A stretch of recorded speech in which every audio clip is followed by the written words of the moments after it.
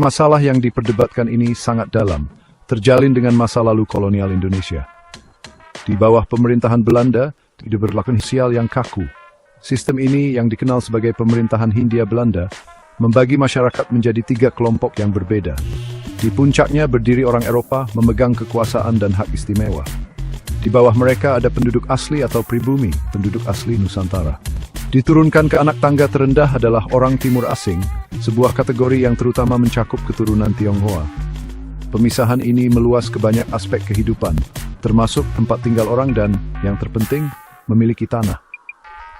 Belanda, yang berusaha mempertahankan kendali dan mengeksploitasi sumber daya koloni, seringkali membatasi orang Tionghoa di daerah-daerah tertentu yang dikenal sebagai pecinan.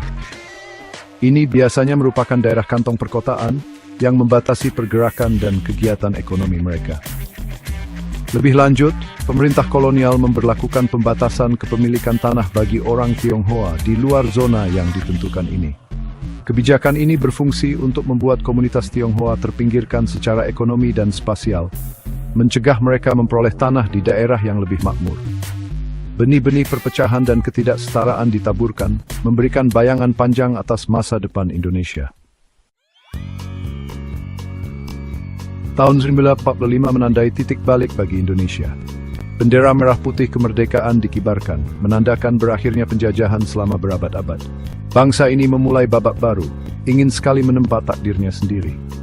Namun, di negara yang baru merdeka, warisan kebijakan kolonial Belanda terus bergema.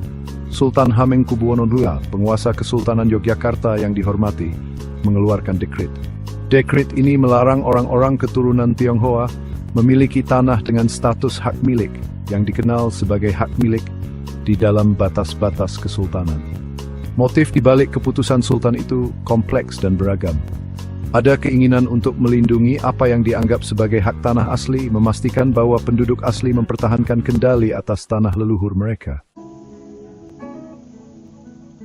Tahun 1975 menyaksikan semakin mengakarnya pembatasan kepemilikan tanah ini. Wakil Kepala Daerah Istimewa Yogyakarta mengeluarkan instruksi yang memperkuat kebijakan yang ada. Instruksi ini selangkah lebih maju, secara khusus membatasi individu keturunan Tionghoa pada hak guna bangunan atau hak pakai atas tanah di dalam kesultanan. Ini berarti mereka dapat membangun struktur di atas tanah tetapi tidak dapat memiliki tanah itu sendiri. Implikasi dari kebijakan ini sangat luas, berdampak pada generasi Tionghoa Indonesia di Yogyakarta. Mereka ditolak keamanan ekonomi dan mobilitas sosial yang datang dengan kepemilikan tanah, melanggengkan rasa marginalisasi. Salah satu pembenaran utama yang diajukan untuk pembatasan kepemilikan tanah adalah perlindungan hak tanah asli. Para pendukung kebijakan tersebut berpendapat bahwa penting untuk mencegah akuisisi tanah secara besar-besaran oleh orang-orang keturunan Tionghoa yang sering dianggap memiliki sumber daya ekonomi yang lebih signifikan. Kekhawatiran ini berakar pada pengalaman sejarah era kolonial, di mana Belanda lebih menyukai kelompok-kelompok tertentu yang menyebabkan disparitas dalam kepemilikan tanah. Kebijakan tersebut bertujuan untuk mencegah skenario serupa terjadi di Indonesia merdeka, memastikan bahwa penduduk asli mempertahankan kendali atas tanah leluhur mereka. Alasan ini sesuai dengan banyak orang, terutama mereka yang telah kehilangan tanah mereka kolonial. Pelestarian hak tanah asli dipandang sebagai masalah keadilan sosial dan identitas budaya. Bagian 5. Meratakan lapangan bermain, mengendalikan kesenjangan ekonomi. Argumen kunci lain yang mendukung pembatasan kepemilikan tanah adalah kebutuhan untuk mengatasi ketidaksetaraan sosial ekonomi. Secara historis, Tionghoa Indonesia telah memainkan peran penting dalam perekonomian negara. Mereka sering terlibat dalam perdagangan niaga dan kewirausahaan yang menyebabkan persepsi dominasi ekonomi.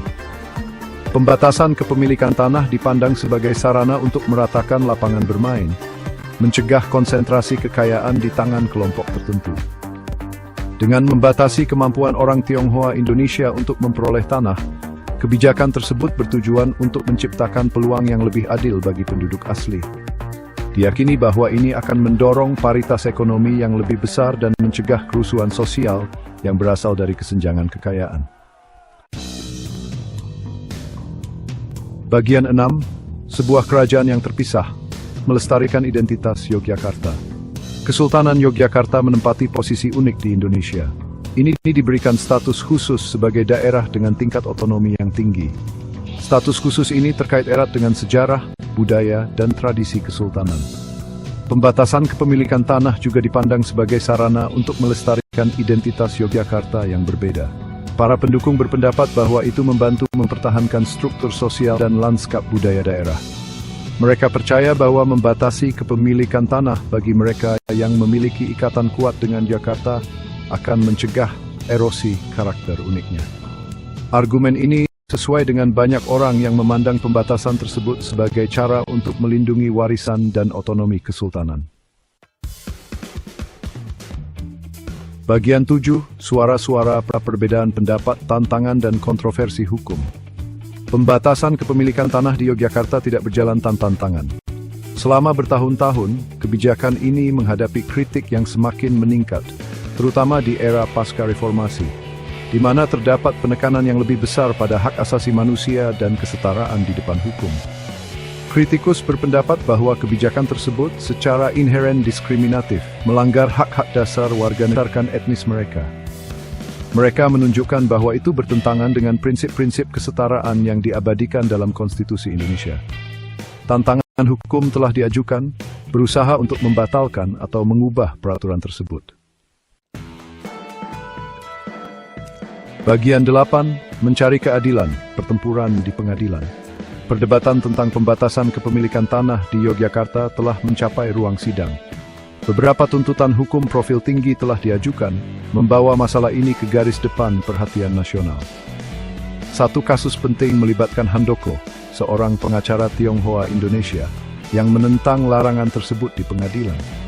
Pertempuran hukumnya, meskipun akhirnya tidak berhasil, menyoroti kisah pribadi mereka yang terkena dampak kebijakan tersebut.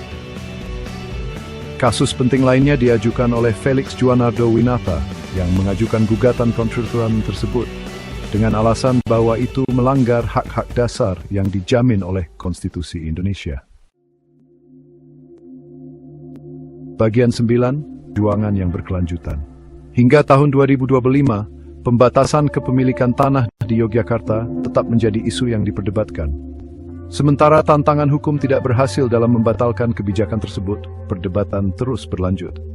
Lembaga-lembaga seperti Komisi Nasional Hak Asasi Manusia atau Komnas HAM dan Ombudsman Indonesia telah mempertimbangkan masalah ini.